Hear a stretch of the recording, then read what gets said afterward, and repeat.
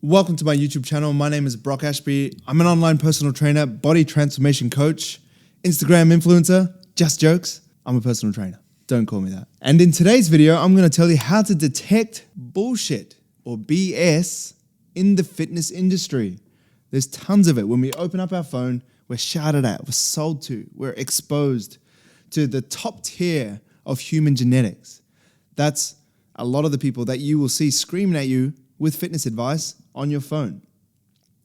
And you know who I'm talking about. So we are going to break down 7 ways to identify, bit of a fun video today, how you're being bullshitted. So number 1, OnlyFans channel. No, I'm joking. But if you do see that, red flag. Or maybe a green flag, depends what you're looking for. Number 1, over-exaggeration, like extreme over-exaggeration and hyperbole, which are just like over-the-top words. Words like, 10x your results, or lose 20 times the body fat that you haven't before. These types of claims. When people start using claims like that, I would start asking questions. That's the first thing. Over-exaggeration can also be like when they kind of fake, and this really pisses me off when I watch stuff online, over-exaggerating how sore they are or how tired they are, rolling around the floor. Oh, my quads are so sore. I've taken the piss out of these people online on my Instagram, at Brock Ashby if you don't already follow me, but it's just annoying, right? No one gets that sore from their workouts. No one rolls around the floor in the gym. It's just for clout or trying to make things look super hard. So you think that if things are super hard, they must be super rewarding, right? It's often not the case. They're often just acting. When you look at places like Instagram and TikTok, even some elements of YouTube, but I think YouTube is a bit better. It's mainly about engagement, and it's about content that gets a big response from people, and often that is through extreme actions. So if you look extremely sore when you're doing a workout, people think that that's extremely rewarding, and they'll like it, and they'll comment, and they'll share it, all that type of stuff. So number 1, over-exaggeration. Number 2, the ideology that hardcore is better. So when people are preaching that something must be super intense, something that has to be extreme, makes you extremely sore, or only the top 1% of people can do this, but if you can, you're a special person, then that kind of gives me another question mark against this person's name.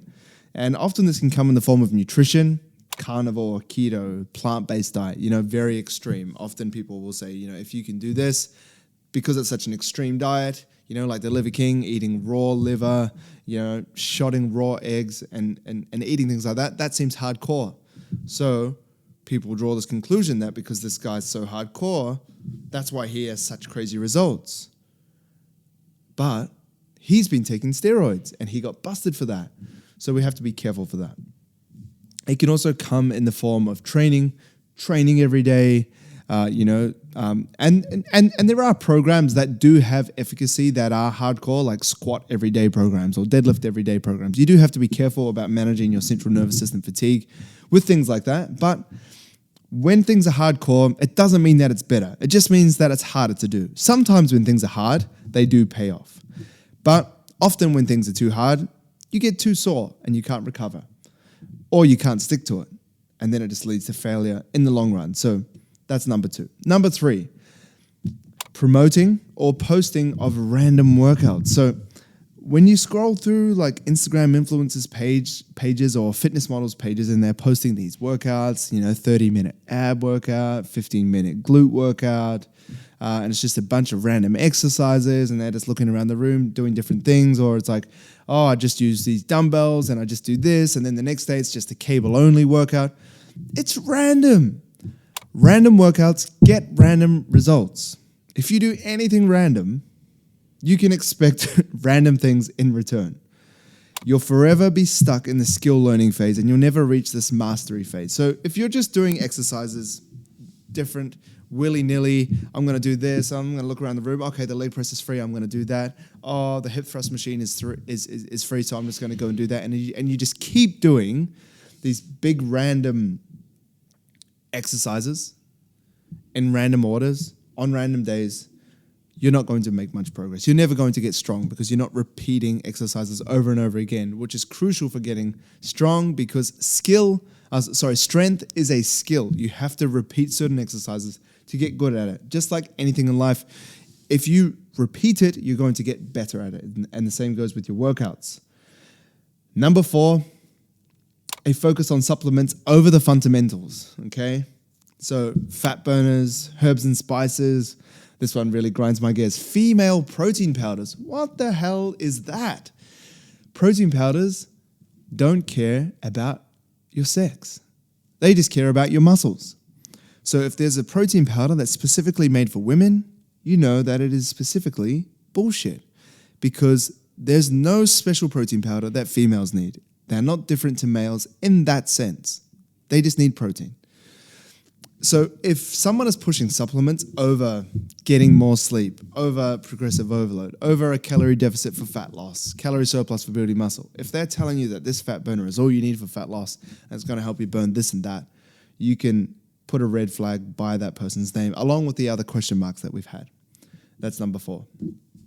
To touch on the supplements that I use, not that you asked, but I'll mention them because I think these are the supplements that actually have efficacy, and these are the ones that I've been using for a while now, and I'll tell you why I use them.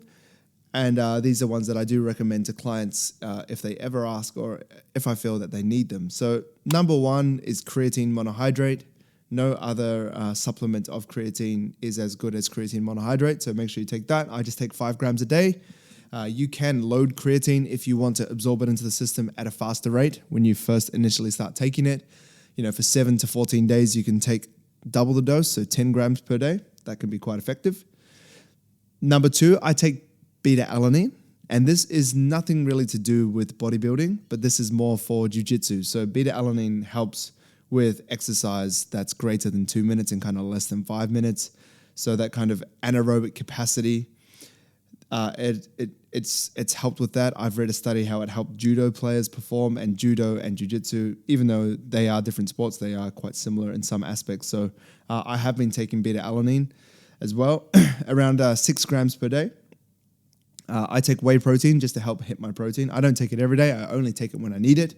Just because I take whey protein doesn't mean that I build more muscle than someone that doesn't take whey protein. It's just a real convenient and easy way to hit it. So I have Wheat Bix in the morning sometimes, the cranberry and coconut ones. If there's any Wheat Bix fans out there, that's delicious. I have 6 of them in the morning, and I have half a liter of milk, so 500 mils of milk, and then I put a scoop of protein in that. And I shake that up and pour it over my Wheat Bix, and then I put a banana and blueberries over it. So that's how I take my whey protein. I don't have it straight after a workout. I don't, have to have it, but I do to help bump up my protein every now and then. I have caffeine, so I have it in the morning just to help me wake up and work, and I enjoy the taste of coffee. I got coffee here, which I'm meant to drink it on the YouTube videos, but it mainly just sits here in the YouTube videos and gets cold, and then I drink it in between. So there is coffee here. Let me take a drink. First drink. Delicious. Not just an empty mug. So I have that around 45 to 60 minutes before I train, and I have it straight away when I wake up. And I usually have it throughout the day as well, just to help me function. And then I also take magnesium. So this isn't really for anything bodybuilding-wise, once again, or to help relax or anything like that.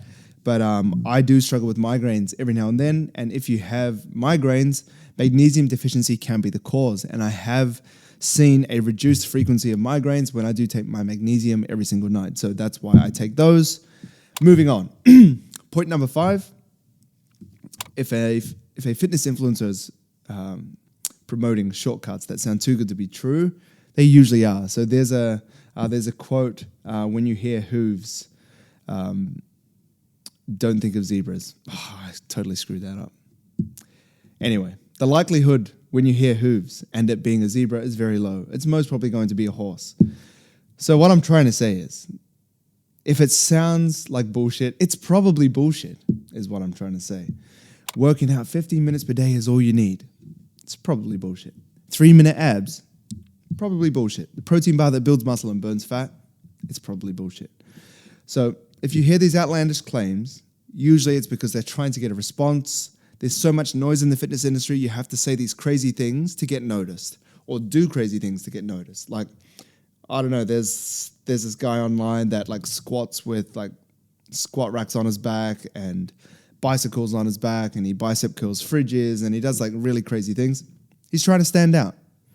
It's stupid, but he's trying to stand out.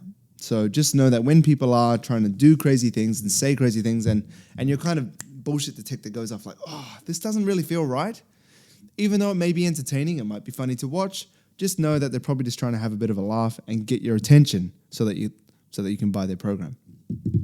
Number 6. Once again, this is pretty similar. If it looks like they're using performance-enhancing drugs, they probably are. So one of the giveaways for this is the traps in the shoulders. So I've been accused a few times, not trying to say that I'm huge, but I have been accused of taking steroids before, but I haven't. And a big giveaway is the traps and shoulders. So it's because the androgen receptors sit here and here. So usually if people have like unusually big capped delts and traps, it can be a good sign that they're using steroids or performance-enhancing drugs. And there are outliers. I do want to say like myself, but I also don't want to try and blow smoke up my ass that I have such a great physique that it looks like I'm on steroids. But there are people that have literally just put in the work and have a great physique. And some people can't handle, and they just have a little cry and accuse you of being on steroids when you literally haven't. But there are a lot of people online that don't disclose that information. So keep that in mind. I'm not saying that you have to go around accusing people being on steroids and be like, oh, nah, that's not natty. You're not natty, bro, just to make yourself feel better about your progress or lack of. But it isn't strange, or it isn't rare to see people online that are on steroids that completely lie about it. Liver King did it for ages. There's many other bodybuilders that still deny it. They're going to die on that hill. But it is quite common, unfortunately. I think if you're on it, just let people know. I don't think it makes you a worse person. It's becoming more common, steroids, and most bodybuilders that you see, like pro bodybuilders that are up on stage, are enhanced. And I think the conversation is becoming a bit more open, but sometimes it's quite hard to tell. Number 7, this is the last one, and this is quite hard to see as well, but it's editing photos and videos. So people do edit their videos as well. So there's a guy on Instagram. His name's John Dorsey, but his Instagram handle's @goob_u2, so GOOB_u2, and he just absolutely obliterates people that Photoshop their photos, that edit their videos, like they bring their waist in. He like does something. So if people have like a photo of their body, he'll put like a red line straight down something that should be straight, and sometimes you can see like it come in and come out, like something that should be straight, like a building in the background, or like a wall or a mirror that should be completely straight. Sometimes it'll come in and go in like that. And when you look at the photo, you're like, that looks normal. But when you put something straight against something that's straight, that isn't straight, it's very easy to see. Or if they do like a carousel and they post the original photo somewhere and then they have the edited photo somewhere, it's really easy to tell. He also does it where there's even bodybuilders, like people that have won competitions, they're IFBB pros, and they look absolutely shredded and absolutely huge, and they still edit their stage photos. So he'll go onto the website, find the original photo that's been posted, and then he'll go onto their account and like put them side by side, and they still edit their photos. It's absolutely crazy. Like these are people that people online are looking up to, like bodybuilders that have some of the best bodies in the world, and they're still pulling in their waist. So be careful about that. Check the waist, because that's a pretty giveaway sign. Like if you can see things kind of coming in like towards their stomach, it's a pretty obvious sign. Or the glutes. You see the glutes, often for women, like things start kind of, I think the word's convexing, like as they start like going out, you'll see things like kind of moving out the way that their glutes do. That's a good sign that they're kind of pulling their glutes out. And with dudes, the shoulders as well. So the shoulders, often there can be things around the shoulders like stretching as well. Something to be aware of. Anyway, that's the 7th point.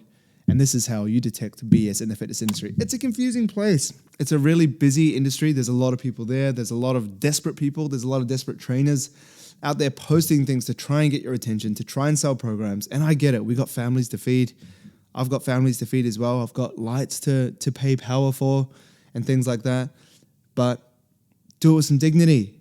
Go to sleep well at night, not tossing and turning because you know you're an asshole. Or a baby oil bastard, which is what I like to say. A bob. Don't be a bob. Just be a personal trainer.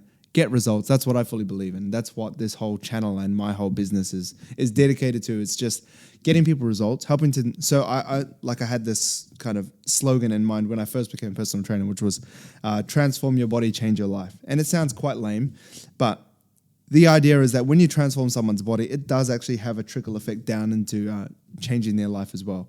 I've transformed, like I had this lady where we lost 45 kilos, and maybe we can throw her photo up. Over a couple of years, we lost 45 kilos. And she ended up getting a promotion at work. She was working on, mending relationships in her personal life as well, having a better relationship with her kids, spending more time with them and all that kind of stuff. And I'm not saying that just because you get leaner, that sort of stuff happens. But when you do transform your body and do things like lose weight or apply progressive overload, there are like underlying principles that really help stick out in the gym that can apply to your personal life as well. So that's what I've kind of dedicated my whole life to, really, is like transforming people's bodies to ultimately help them live a better life. And I may as well pitch myself here. If you do want to do that with me, the link in the description is there for teambrockashby.com. That's where I do everything that I just talked about. And if you enjoyed this video, let me know in the comments, and we'll put a video here that YouTube thinks you like, and there'll be a button here that you can hit on. It's probably a floating head that you can subscribe to. And if you do have some, let's name drop. If you do have some people that you think are spouting absolute BS in the fitness industry, or people that are absolutely doing the fitness industry a service, let me know in the comments. Let's put some names there. Cheers.